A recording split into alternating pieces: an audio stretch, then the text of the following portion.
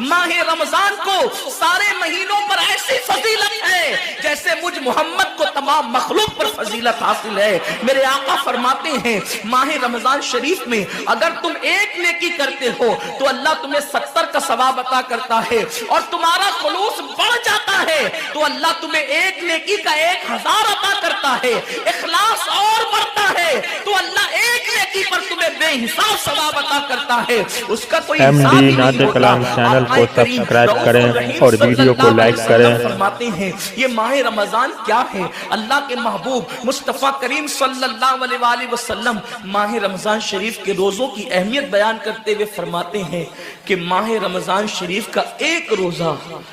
اگر کوئی چھوڑ دے اور پھر ساری زندگی اس کے بدلے میں روزہ رکھے تو ساری زندگی کے روزے اس ایک ماہ رمضان کے روزے کے برابر نہیں ہو سکتے۔ یہ ماہ رمضان شریف کے روزے کو فضیلت حاصل ہے، اور اللہ کے حبیب صلی اللہ علیہ وسلم فرماتے ہیں جو ماہ رمضان شریف میں عبادت کر کے اپنی بخشش نہیں کروا سکتا، اپنی مغفرت نہیں کروا سکتا، پھر اس کو کبھی موقع نہیں ملتا کہ وہ اپنی مغفرت کا سامان کرے۔ آقا کریم صلی اللہ علیہ وآلہ وسلم فرماتے ہیں کہ سال بھر تک ماہ رمضان شریف کے لیے جنت کو آراستہ کیا جاتا ہے، جنت کو سجایا جاتا ہے، جنت کو سنوارا جاتا ہے، اور آقا کریم صلی اللہ علیہ وسلم فرماتے ہیں بڑی بڑی آنکھ والی حوریں اللہ کی بارگاہ میں عرض کرتی ہے میرے کریم ہمیں ان کی دلہن بنانا جو ماہ رمضان شریف میں تیری عبادت کرتے ہیں، ہمیں ان کے نکاح میں دینا جو ماہ رمضان شریف کی راتوں کو جگ کر کے تجھے منانے کی کوشش کرتے ہیں۔ آقا کریم صلی اللہ علیہ وسلم فرماتے ہیں اگر کوئی بندہ ماہ رمضان میں زنا سے بچے، شراب سے بچے، جھوٹ سے بچے، کسی کو تہمت لگانے سے بچے، اور ماہ رمضان شریف کا احترام کرتے ہوئے گناہوں سے بچے تو اللہ تبارک و تعالی ہر رات کے بدلے،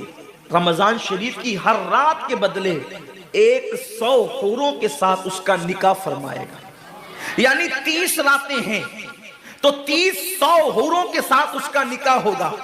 اور آقا کریم صلی اللہ علیہ وسلم فرماتے ہیں ماہ رمضان شریف کا احترام جو کرے اور احترام ماہ رمضان میں جو لغویات اور خرافات کو ترک کر دے، جو گناہوں کو چھوڑ دے، زنا کو، شراب کو، جھوٹ کو، بہتان تراشی کو چھوڑ دے، آقا فرماتے ہیں اس رمضان شریف کا احترام کرنے والے کے لیے اللہ نے جنت میں ایک ایسا محل بنایا ہے۔ اس محل کا حال یہ ہے کہ دنیا کے سارے اولین اور آخرین یعنی آدم سے لے کر آخری آنے والے تک انسان تک اگر سارے اس محل کے اندر داخل ہو جائے تو بھی اس محل کی اتنی ہی جگہ وہ لیں گے جتنی کی بکرے کی ران آپ کسی مکان کے اندر رکھتے ہیں تو بکرے کی ران کتنی جگہ گھیرتی ہے، بس تمام اولین اور آخرین اس محل کے اندر اتنی ہی جگہ گھیریں گے، یعنی وہ محل اتنا بڑا اللہ نے بنایا ہے، اور وہ محل صرف ان کے لیے ہے جو ماہ رمضان کے احترام میں گناہوں کو ترک کر دیتے ہیں، گناہوں کو چھوڑ دیتے ہیں۔ میرے آقا صلی اللہ علیہ وسلم کے پیارے دیوانوں، لیکن افسوس ہم اور دنوں کی طرح ماہ رمضان شریف کی راتوں کو ضائع کر دیتے۔ تاجروں کا سیزن آتا ہے تو تاجر پہلے سے تیاری کرتے ہیں کہ اس سیزن کے اندر میں نے مالدار بننا ہے، اتنا مال میں نے کمانا ہے کہ پھر میں نے سارے سال گھر میں بیٹھ کر کے کھانا ہے۔ ٹیلر لوگ تیاری کرتے ہیں عید کے موقع پہ اتنی محنت کریں گے رات دن کہ سال بھر اگر کوئی کسٹمر نہ بھی آئے تو وہ گھر بیٹھ کے آرام سے کھا سکے۔ کپڑے والے سوچتے ہیں کہ سیزن آئے گا، جو بھی سیزن ان کا آتا ہے اتنا کمائیں گے کہ سال بھر بیٹھ کے کھائیں گے۔ لوگوں جیسے کپڑوں کا سیزن آتا ہے، ٹیلروں کا سیزن آتا ہے، پھلوں کا سیزن آتا ہے، ایک سیزن نیکیوں کا بھی آتا ہے، ایک سیزن مغفرت کا بھی آتا ہے، ایک سیزن جنتی بننے کا بھی آتا ہے، ایک سیزن اللہ کو راضی کرنے کا بھی آتا ہے۔ ارے یہ کیا کم ہے، میرے رسول سچے نبی صادق و مصدوق نبی نے فرمایا ماہ رمضان کی ہر رات اللہ پہلے آسمان پہ تجلی کرتا ہے اور اللہ اپنے بندے سے پکار پکار کر غروب آفتاب سے لے کر صبح صادق طلوع ہونے تک کہتا ہے میرے بندے اگر تو گنہگار ہے تو مجھ سے معافی طلب کرتا کہ میں تیری مغفرت کر دوں، میں تجھے جنت کا پروانہ عطا کر دوں، اگر تو غریب ہے تو مجھ سے دولت مانگتا کہ میں تجھے دولت عطا کر دوں، اگر تو نعمت سے محروم ہے تو نعمت مانگتا کہ میں تجھے نعمت عطا کر دوں۔ یہی وجہ تو ہے حضرات صحابہ کرام جب رمضان شریف آتا تو وہ ایسے تیاریاں کرتے تھے جیسے ہم اپنے گھروں کی شادیوں کی تیاری کرتے ہیں۔ صحابہ اتنے مصروف ہو جاتے رمضان شریف کی تیاریوں میں،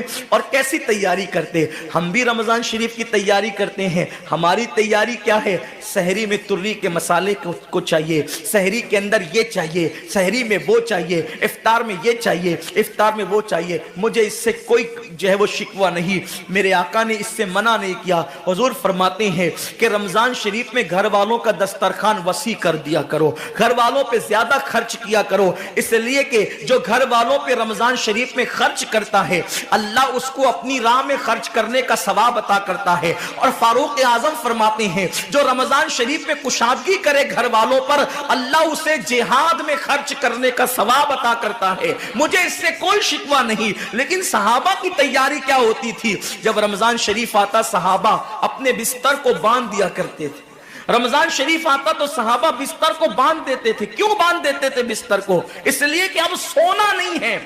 سونے کی راتیں 11 مہینے کی راتیں ہیں، اب غفلت میں زندگی نہیں گزارنا ہے، بلکہ راتوں کو جگ کر دن کو جگ کر اللہ کی اتنی عبادت کرنا ہے کہ عبادت کا سیزن آ گیا۔ اس لیے کہ اللہ کے رسول فرماتے ہیں جس نے رمضان شریف پایا اور عبادت کر کے اللہ کو راضی نہیں کر لیا ایسا بندہ ہمیشہ اللہ کی رحمت سے دور کر دیا جائے۔ اس لیے صحابہ رمضان شریف کی تیاری کرتے تھے، بستر باندھ دیتے تھے، اور اپنا معمول کیا ہے؟ جو فجر میں سوئیں گے تو وہ عصر میں اٹھیں گے، رات بھر جاگیں گے کرکٹ کھیلتے ہوئے، رات بھر جاگیں گے گلیوں میں گھومتے ہوئے۔ میرے آقا صلی اللہ علیہ وسلم کے دیوانوں، بہت قیمتی وقت آ رہا ہے،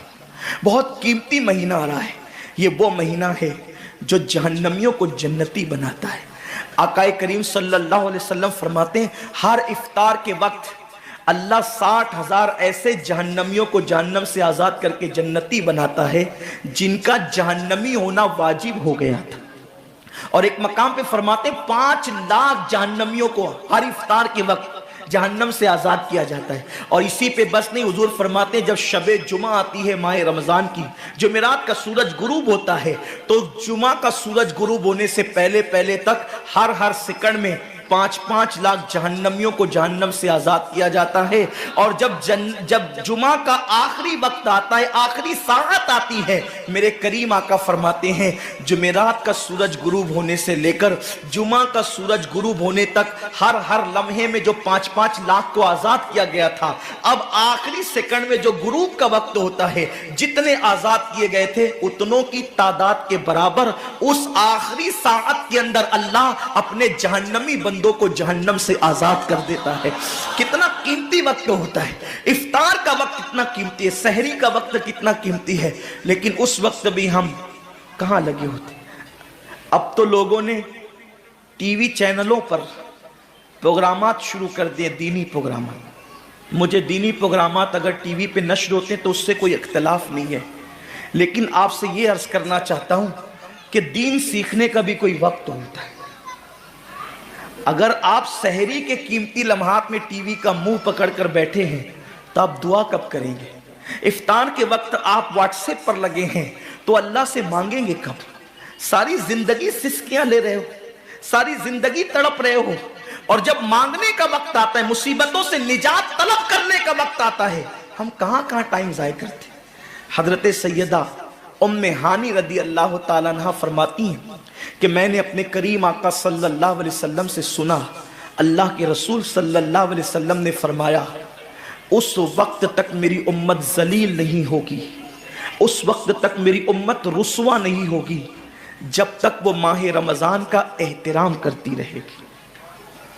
جب تک امت محمدیہ ماہ رمضان کا احترام کرے گی